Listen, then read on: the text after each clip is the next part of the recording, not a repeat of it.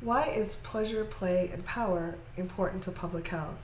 I'm here with Veronica Orkia. Did I say that? Orkia? I got it Yep. right? And Andrea Augustine.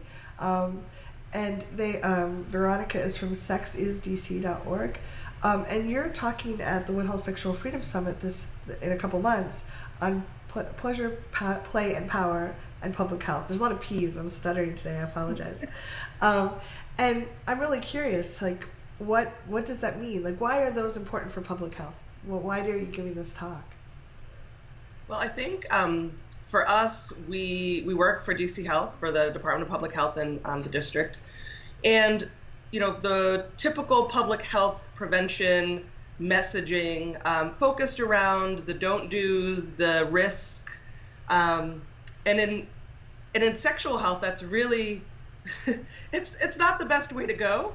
At least for our perspective, we really wanted to talk about, obviously there are risks, obviously we do have concerns, but we wanted to be really real about what sex is. Oh, look at that, sex is. I love that. Well, the pleasure piece and the why people have sex and how people have sex and the different ways, and to be judgment free. And in talking to both young people and older people, realized that we really needed to shift our messaging and incorporate that. And that was a natural place for us and our team that we work with at DC Health. But we came from that originally, but really starting to infuse it into the work. And we thankfully didn't get much pushback when we said, this is really where we want to go. Yeah. Yeah. I think also too, despite people's knowledge of the risks, people are still having sex. I mean, that knowing about HIV or pregnancy or STIs, but pregnancy too, because it is a sexually transmitted condition. It definitely is. Typically, not always. Yeah, but those things don't really deter people from having sex per se. There's so much more involved in decision when one makes a decision whether or not to have sex. And so, we really wanted to address some of the broader factors that drive sexual decision making. And then the other piece too is when in our work with youth in particular, we kind of felt like the negative or sex negative and risk reduction focused messaging was kind of unfair, because it also just didn't acknowledge that youth it's part of youth healthy sexual development, experimentation and exploring, and they might enjoy it, and that's okay. And that's okay. And it really kind of invalidated those experiences, and we're driving youth away from us. And so we really wanted to be thoughtful about what youth sexual I keep stumbling over that youth sexual health development and really be supportive of it. If when thinking about youth's transition to adulthood, we would like them to become adults who have positive sexual health outcomes, and that starts from an early age. And they enjoy it. Yeah.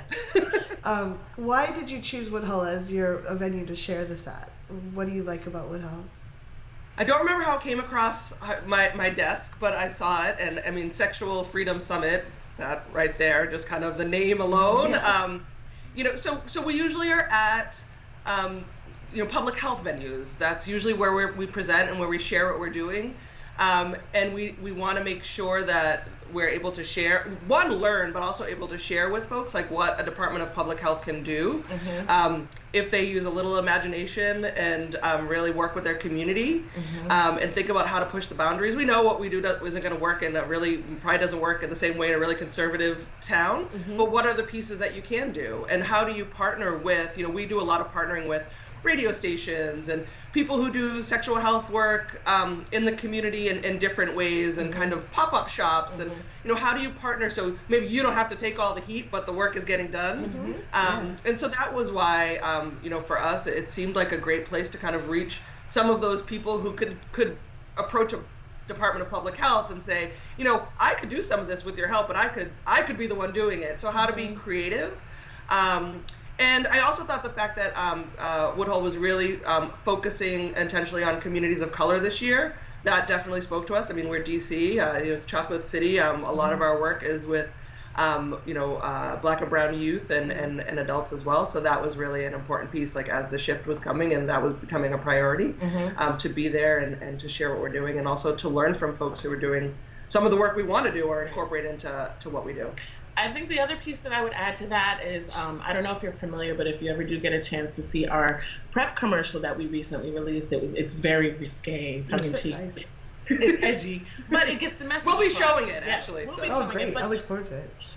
That at the end of the commercial, it has like DC Health logo and what have you. And every time I've shared it with someone, their reaction is always, wow, that's from the Department of Health. And I say, well, why can't we be seen that way? Why do we have to be seen as like, these square, gray rigid, suits and HIV and STIs, nobody's having sex. I mean, it struck me as the perception that the public has around certain institutions and the kind of messaging or expectations that the institution has of the people that it serves. And I hope that, our approach allows the people that we serve to really see us as partners in their sexual, health, in terms of just we want you to have good sex and safe sex because it'll keep you healthy. Yeah. And that's for us. You know what I'm saying? So I just really want to, as Veronica said, set the example. Like, this is what government can do, and this is what who we can be if we just try to be a little bit more creative. I love it. Thank you both so much for the work you're doing out there. It's so exciting to know this is happening. So.